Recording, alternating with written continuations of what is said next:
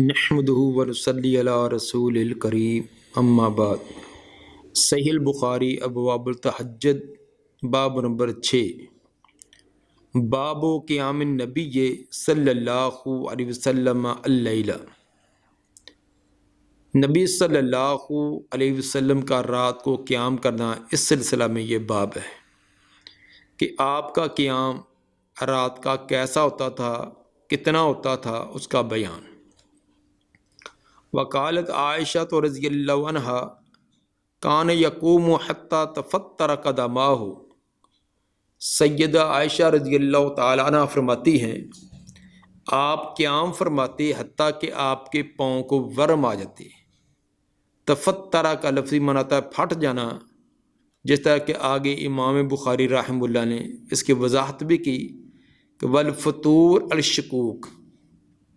یہ تفطرہ یہ فطور سے ہے، فطور کا معنی ہے شقوق، پھٹ جانا۔ جیسے سورہ انفطار میں فرمایا کہ ان فطرت جس سما ان فطرت اے ان شکت،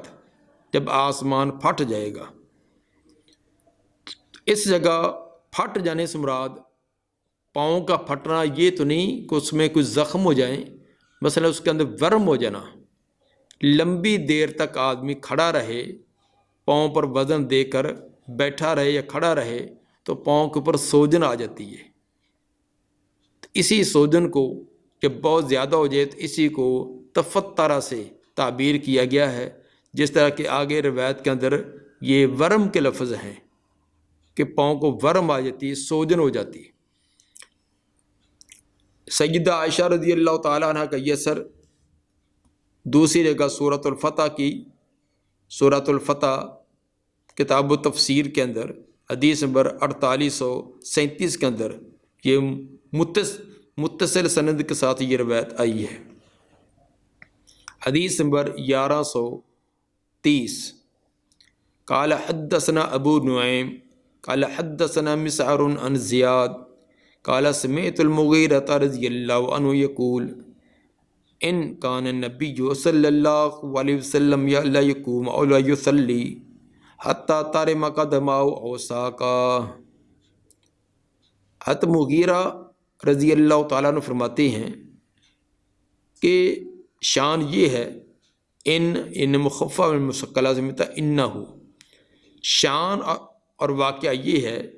کہ نبی صلی اللہ علیہ وسلم لا یقوم، البتہ قیام کرتے۔ قیام کا لفظ معنی کھڑے ہونا، لیکن اس جگہ رات کا قیام رات کو نماز کے لیے کھڑے ہونا۔ او لا یصلی، یا نماز پڑھتے، یہ دوسری روایت دوسرے لفظ اس کی وضاحت کرتے ہیں کہ لا یقوم قیام کا معنی نماز والا قیام ہے۔ کتنا لمبا قیام؟ حتیٰ ترم قدمہ ہو او ساقہ ہو، جہاں تک ورم والے ہو جاتے آپ کے پاؤں یا آپ کی پنڈلیاں۔ راوی کو شک ہے کہ قدمہ کا یا ساقہ ہو، جب پاؤں پر ورم آتے ہیں تو پاؤں سے اوپر جو پنڈلیاں ہیں ان پر بھی اس کے اثرات آتے ہیں۔ اتنا لمبا آپ کا قیام، اتنا لمبا قیام کہ پاؤں کے اندر بھی سوجن ہو جاتی۔ فیقال لہ، آپ کو یہ کہا گیا، کسی کہنے والے نے کہا، دوسری روایات میں یہ وضاحت ہے کہ یہ کہنے والی سیدہ عائشہ رضی اللہ تعالی عنہا تھی کہ آپ اتنا لمبا قیام کس لیے کرتے ہیں؟ آپ کے تو اگلے پچھلے اللہ نے گناہ معاف کر دیے، تو پھر بھی اتنا لمبا قیام کے پاؤں کے اندر ورم آ جائیں۔ آپ نے فرمایا فیقول افلا اکون عبدا شکورا، کیا میں اللہ کا شکر گزار بندہ نہ بنوں؟ جب اس نے مجھ پر اتنے انعامات کیے، اور بے شمار انعامات کے ساتھ ساتھ ایک بڑی نعمت جی یہ بھی کہ میرے اگلے پچھلے سارے گناہ ہی معاف کر دیے، تو کیا میں اللہ کا شکر گزار بندہ نہ بنوں؟ یعنی مجھے تو اور زیادہ اللہ کا شکریہ ادا کرنا چاہیے۔ جس قدر انعام احسان زیادہ ہو، اسی قدر شکریہ بھی زیادہ ہوتا ہے۔ ایک آدمی آپ کو کبھی اس نے زندگی میں سال بعد وہ عید کے موقع پر 1000 روپیہ دے دیا تو یقیناً آپ شکریہ ادا کریں گے۔ تو ایک وہ جو ہر مہینے آپ کو 1000 دے، اور ایک وہ جو یومیہ آپ کو دے، روزانہ ہی صبح سویرے آپ کو 1000 کا نوٹ تھما دے، تو زیادہ شکریہ کس کا ادا کریں گے؟ جو سال بعد دے گا، جو روزانہ دے گا۔ تو جو 1000 کے بجائے بھی آپ کو 40-50 ہزار دے دے ہر دوسرے دن، ہر چوتھے دن، کہ خوب آپ عیش و عشرت کریں، اس کا آپ کیسے شکر گزار بنیں گے؟ تو جتنا کسی کا احسان زیادہ ہو، انعام زیادہ ہو، شکریہ اتنا زیادہ۔ تو نبی صلی اللہ علیہ وآلہ وسلم نے یہی درس دیا کہ جب اللہ نے مجھ پر اتنے احسان کیے، اتنے انعامات کیے، تو میں تو اسی قدر مجھے بھی شکریہ زیادہ ادا کرنا چاہیے۔ اس لیے اہل علم کو بھی، ان کو بھی یہ بات مد نظر رکھنی چاہیے کہ جو اللہ نے ان کو نعمت دی ہے، کائنات میں سب سے بڑی نعمت وہ دین ہے، دین سے بڑی کوئی نعمت نہیں ہے۔ پھر دین ایک دین کے سمجھ اور فہم، پھر دین پڑھنے اور پڑھانا، تو یہ تو کیا ہی بات ہے۔ خیرکم من تعلم القرآن وعلمہ، صاد کو مصدوق، جن کے زبان سے ہمیشہ سچ ہی سچ نکلا، انہوں نے فرمایا کہ کائنات میں سب سے افضل، اعلیٰ اور بالا کی ہو سکتا ہے تو وہ ہے جو قرآن کو پڑھتا ہے یا پڑھاتا ہے۔ تو یہ اللہ کا عظیم انعام، خصوصاً اس دور میں جب نفسا نفسی کا عالم ہے، مادہ پرستی ہے، ہر ایک دوسرے کی جیب پر نظر جمائے ہوئے ہے کہ اس کی جیب کا پیسہ میرے پاس ہی آ جائے، اس کا مکان میرے پاس، اس کی دکان، وہ جائے جہنم میں، اس کو جو مرضی ہو، مر جائے، قتل ہو جائے، جو مرضی ہو جائے، میرے پاس آ جائے۔ ایسے دور کے اندر یہ قرآن اور قرآن کی شرح حدیث کے ساتھ جڑ جانا یہ بڑی نصیبے کی بات ہے۔ تو ایسے لوگوں کو جن کو اللہ نے یہ توفیق دے دی ہے، تو ان کو زیادہ شکر ادا کرنا چاہیے، نوافل کی شکل میں، تہجد، اشراق، نفلی روزے، صدقات، خیرات، امر بالمعروف، نہی عن المنکر، جو بھی ہو سکے یہ زیادہ سے زیادہ کر کے اللہ کا شکریہ ادا کرنا چاہیے۔ حدیث باب نمبر 7، باب من نام عند السحر، باب ہے جو سویا رہا سحری کے وقت۔ باب کا مطلب یہ ہے کہ جو سحری کے وقت سویا رہا، یعنی سحری ہو گئی ہے، سحری کا وقت ہو گیا لیکن ابھی وہ سویا ہوا ہے،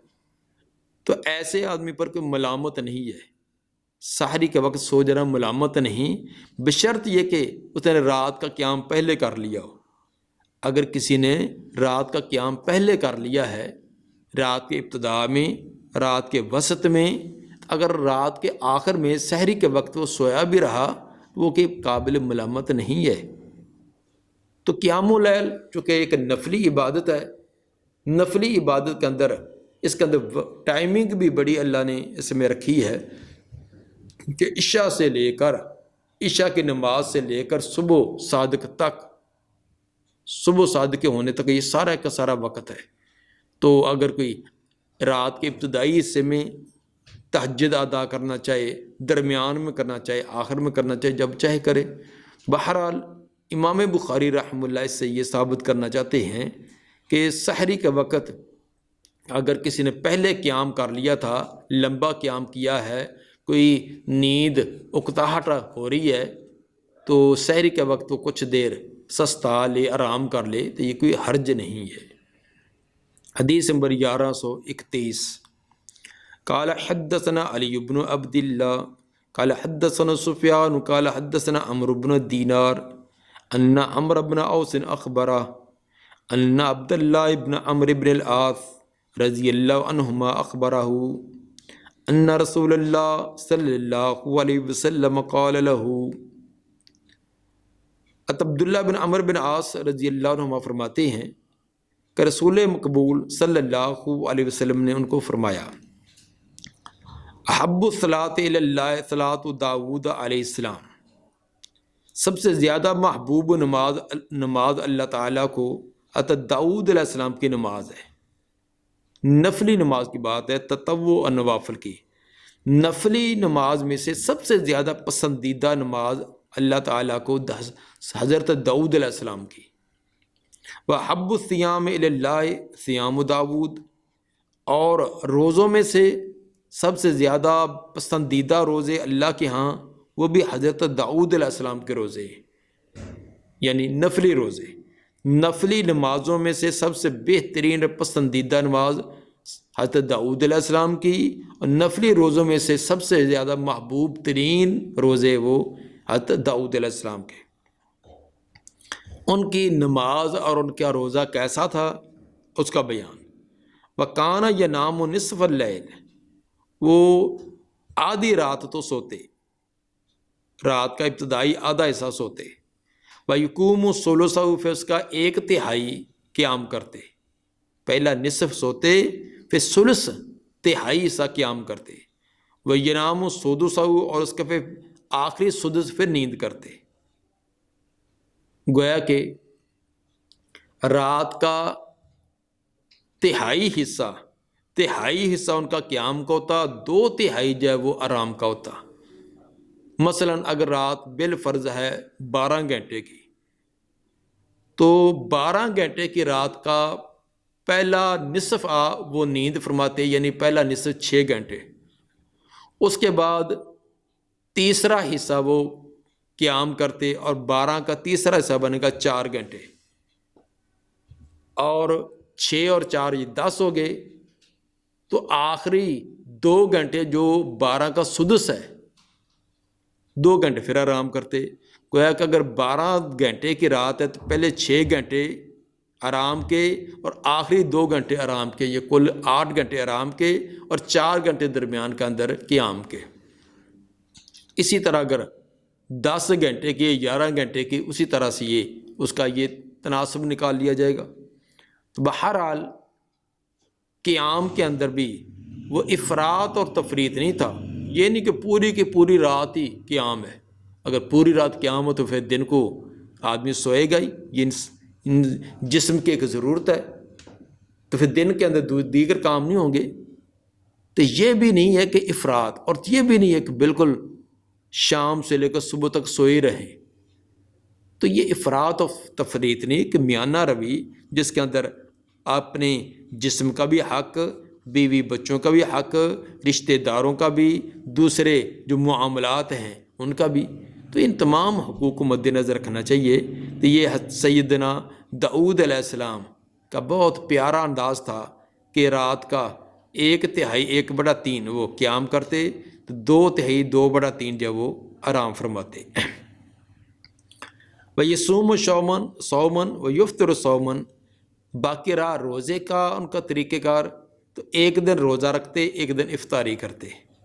افطاری کا معنی روزہ نہ رکھتے، یعنی روزے کا طریقہ کار یہ تھا کہ ایک دن روزہ رکھا ہے، دوسرے دن روزہ نہ رکھا، تاکہ جسمانی طاقت اور قوت بھی بحال رہے، دیگر کام ان کے اندر بھی کوئی غفلت نہ آئے، اور رجوع اللہ، اللہ کے ساتھ ایک مضبوط تعلق اور ربط وہ بھی رہے۔ تو دین کا کام کرنے والے ان کو یہ دونوں ہی، اللہ کے ساتھ بھی ان کا ربط اور تعلق بہت مضبوط ہونا چاہیے۔ ایک دائی کا جس ذات کو دعوت دے رہا ہے اس کے ساتھ بڑا مضبوط تعلق ہونا چاہیے، اور دوسرا لوگوں کے ساتھ بھی ایک تعلق ہونا چاہیے، تو دونوں کے اندر یہ کمی بیشی نہیں آنی چاہیے۔ یہ روایت امام بخاری رحمہ اللہ 19 مرتبہ لائے ہیں، ایک مرتبہ یہاں اور 18 مرتبہ اس کے علاوہ بھی لائے ہیں، تو یہ بار بار روایت لا کر ان میں سے جتنی بار لائے اتنے احکام اور مسائل ثابت کیے ہیں۔ اس جگہ مسئلہ یہ ثابت کیا کہ رات پوری کی پوری رات قیام کرنا یہ درست نہیں ہے، بلکہ جسم کو آرام بھی دیا جائے، رات کا کچھ حصہ قیام بھی کر لیا جائے، اور قیام کے اندر متوسط حصہ جو ہے یہ بھی بہت بہتر ہوتا ہے، کیونکہ ایک اس وقت بالکل تنہائی، کیونکہ سحری وقت کے وقت پھر کچھ نہ کچھ بیدار بھی ہو جاتے ہیں نا، گھر کے افراد ہیں، کوئی اور دو دائیں بائیں والے بھی، لیکن جب رات کا درمیان ہوتا ہے اس وقت ساری دنیا آرام و سکون میں ہوتی ہے، اس وقت اللہ کے ساتھ ربط و تعلق۔ تو پھر درمیان میں جو قیام کیا ہو تو آخر میں پھر تھوڑا سا آرام کر لیا ہو تو صبح کی نماز کے لیے، صبح کے کاموں کے لیے پھر وہ انسان کا جسم نشیط رہتا ہے۔ حدیث نمبر 1133 قال حدثني عبدان قال اخبرني ابي عن شعبة عن اشعث قال سمعت ابي قال سمعت مسروقا قال سألت عائشة رضي الله عنها اي العمل كان احب الى النبي صلی اللہ علیہ وسلم۔ مسروق فرماتے ہیں جو سیدہ عائشہ رضی اللہ تعالیٰ عنہ کے شاگرد بھی ہیں اور ان کے قریبی رشتہ دار بھی ہیں، کہ میں نے پوچھا کون سا عمل نبی صلی اللہ علیہ وسلم کو زیادہ محبوب تھا؟ قالت، سیدہ عائشہ رضی اللہ تعالیٰ نے فرمایا الدائم، دوام والا، وہ عمل جس پر آپ کا دوام ہوتا۔ قلت متى کان یقوم، یہ تو ایک مطلق بات ہوگی کہ ہر کام کے اندر دوام، لیکن اس سے مراد نوافل ہیں، فرض تو ادا کرنا ہی کرنا ہے، فرض کے اندر تو دوام لازمی ہے، تو نفلی کام جو شروع کیا ہے تو اس کے اندر دوام ہو اگرچہ تھوڑا ہی ہو۔ قلت متى کان یقوم، پھر میں نے سوال کیا کہ آپ قیام کب کرتے؟ قال یقوم اذا سمع صارخا، فرماتی ہیں کہ قیام فرماتے تھے جب آپ صارخ کی آواز سنتے، صارخ مرغے کی آواز، جب مرغا رات کو آواز نکالتا ہے اس وقت، اور مرغا جو ہے یہ آدھی رات کے بعد، جب آدھی رات ہوتی ہے، آدھی رات کا جب گزرتی ہے تو پھر اس کے آگے والی حصے کے اندر وہ اذانیں شروع کر دیتا ہے۔ مطلب یہ ہے کہ آپ آدھی رات کو قیام کیا کرتے تھے، تو یہ کوئی ایک شکل نہیں ہے، بلکہ آپ نے ابتدا میں بھی، انتہا میں بھی اور درمیان میں بھی، تو یہ آپ کا مختلف معمول رہا، لیکن ایک آپ کا عمل اور طریقہ یہ بیان کیا کہ جب مرغا اذان کہتا، آواز دیتا، اس وقت آپ بیدار ہوتے۔ قال حدثنا محمد بن سلام قال اخبرنا ابو الاحوص عن الاشعث قال اذا سمع الصارخ قام فصلى۔ اشعث فرماتے ہیں کہ جب سنتے آپ مرغے کی آواز، قام کھڑے ہوتے، فصلى تو نماز ادا کرتے۔ مرغا جو ہے یہ جانوروں میں سے، پرندوں میں سے ایک، یہ اللہ نے اس کو بڑا یہ ملکہ دیا ہے، صلاحیت دی ہے کہ یہ آدھی رات بیدار ہو جاتا ہے اور اپنا تمام آرام کو سکون دے کر آوازیں بلند کرتا ہے، بار بار کہتا ہے کہ خود بھی جاگو، دوسروں کو بھی جگاؤ، جیسے میں دوسروں کو جگا رہا ہوں خود بھی جاگ رہا ہوں، اور آوازیں دے دے کر، گلا پھاڑ پھاڑ کر آوازیں دے رہا ہے کہ اٹھو لوگو، یہ ہے وقت سونے کا نہیں، یہ اپنے خالق اور مالک کے ساتھ ربط و تعلق جوڑنے کا وقت ہے۔ تو اس لیے وہ تو آوازیں دے رہا ہے کہ جاگو اور جگاؤ، لیکن انسان غفلت میں سویا ہوتا ہے، وہ سورج نکلنے تک بھی، بلکہ 10 بجے تک وہ سویا کا سویا رہتا ہے۔ اسی طرح اللہ کی تمام مخلوق،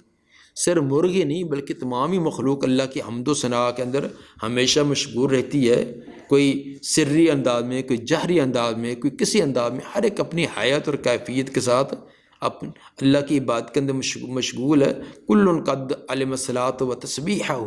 کائنات کی ہر ایک چیز، ایک ایک ذرہ اللہ کی تسبیح، اللہ کی صلاۃ، نماز یہ جانتی ہے اور اس کو ادا کر رہی ہے۔ یہ غافل ہے تو جنوں ان سے یہ 2 مخلوق غافل ہیں، باقی کائنات کا ذرہ ذرہ اور ذرے کا ایک ایک اس کے اندر جو ایٹم ہے وہ،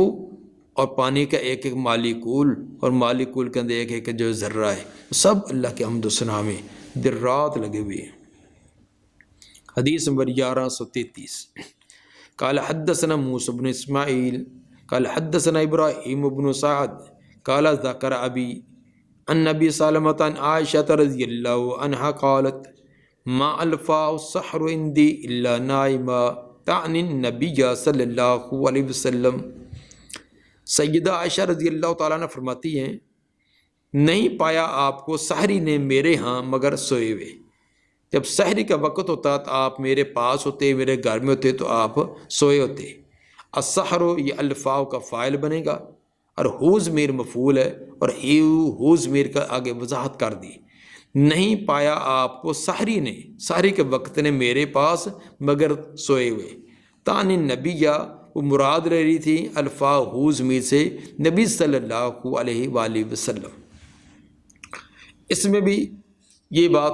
بیان کی گئی کہ سحری کے وقت اکثر و بیشتر آپ سوئے ہوتے تھے، آپ کا جو قیام ہے وہ سحری سے پہلے ہو جاتا، یعنی متوسط میں درمیان کے اندر آپ قیام کرتے، تو قیام کرنے کے بعد سحری کے وقت تھوڑی دیر کے لیے پھر آرام کر لیتے۔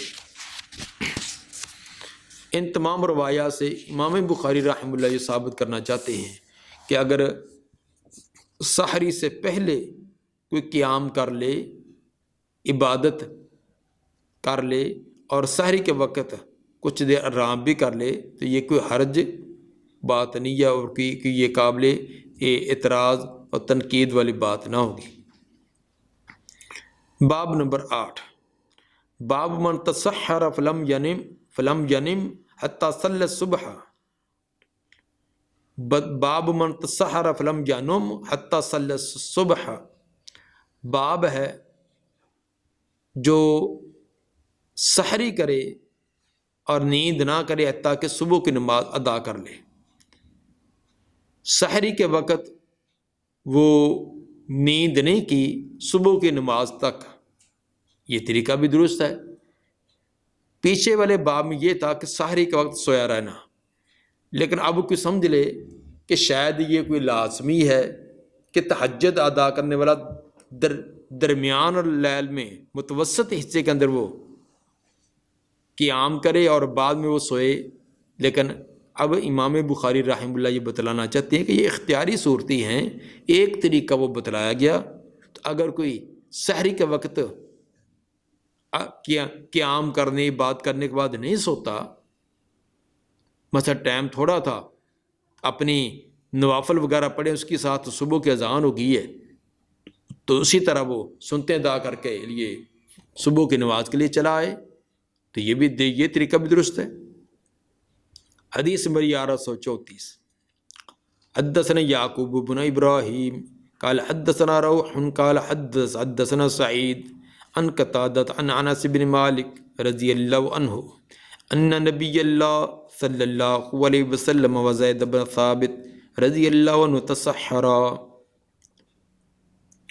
نبی صلی اللہ علیہ وسلم نے اور زید بن ثابت رضی اللہ عنہ نے، انہوں نے سحری کی۔ عن انس بن مالک رضی اللہ عنہ ان نبی اللہ صلی اللہ علیہ وسلم و زید بن ثابت رضی اللہ عنہ، کہ نبی صلی اللہ علیہ وسلم اور زید بن ثابت رضی اللہ تعالیٰ عنہ نے سحری کی۔ فلما فرغ من سحورہما، جب اپنی سحری سے وہ فارغ ہوئے، قام نبی اللہ صلی اللہ علیہ وسلم الصلاۃ فصلی، تو نبی صلی اللہ علیہ وسلم نماز کے لیے کھڑے ہوئے اور نماز ادا کی۔ یعنی سحری کرنے کے بعد پھر آپ نے آرام نہیں کیا، بلکہ اسی طرح پھر نماز کے لیے آپ آگے ہیں۔ صاحب ظاہر کہ سنتے تو ادا کی ہیں، سحری کے بعد صبح کی اذان ہے، اذان کے بعد آپ اکثر صبح کی سنتے گھر میں ادا کرتے تھے، تو یعنی آرام نہیں کیا بلکہ اسی طرح آ کر آپ نے صبح کی نماز ادا کی۔ تو ثابت یہ ہوا کہ تہجد کے بعد آرام کرنا کوئی لازمی نہیں ہے۔ ہاں، تہجد ادا کرنے کے بعد اگر کوئی صبح کی اذان تک کافی ٹائم ہے جس میں آدمی کچھ آرام کر سکتا تو ٹھیک ہے، اگر وقت کم ہے تو اسی طرح صبح کی نماز کے لیے بھی آ سکتا ہے۔ قلت لانس کم کان بین فراغہما من سحورہما و دخولہما فی الصلاۃ، ہم نے انس رضی اللہ تعالیٰ سے سوال کیا کہ ان کی سحری سے فراغت اور صبح کی نماز میں داخل ہونے کے درمیان وقت کتنا تھا؟ سحری سے فارغ ہونے کے بعد صبح کی نماز شروع کرنے سے اس کے درمیان کتنا وقفہ؟ کالا کا قدر ما یقرأ الرجل 50 آیا، انہوں نے کہا بس اتنا ہی کہ جتنا آدمی 50 آیات تلاوت کر لے۔ ایک آدمی قرآن کی 50 آیات تلاوت کرے تو جتنا وہ وقت ہوگا، اتنا ہی آپ کی سحری ختم کرنے اور صبح کی نماز شروع کرنے کے درمیان وقفہ ہوتا تھا، یعنی کوئی جب بہت لمبا وقفہ نہیں ہوتا تھا۔ اب 50 آیات بہت آرام سکون سے بھی پڑھ جائیں 10 سے 15 منٹ لگیں گے، بہت حد تک کوئی کر لے گا تو 20 منٹ لگیں گے۔ اس لیے بعض صبح کی نماز خصوصاً رمضان کے اندر اس کو لیٹ کرتے ہیں، جس کی وجہ سے لوگ پھر وہ سحری کی ہے، سحری کرنے کے بعد 2 منٹ کے لیے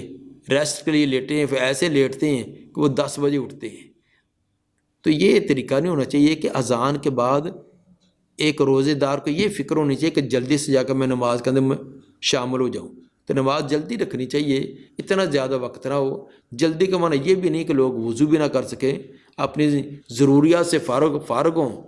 اپنی طہارت وغیرہ سے فارغ ہو کے وضو کر کے 2 سنتیں ادا کر لیں، اتنا وقفہ ہونا چاہیے۔ دعا ہے کہ اللہ تعالیٰ نبی صلی اللہ علیہ وسلم کے فرامین کے مطابق عمل کرنے کی توفیق عطا فرمائے۔ سبحان ربک رب العزت عما یصفون وسلام علی المرسلین والحمد للہ رب العالمین۔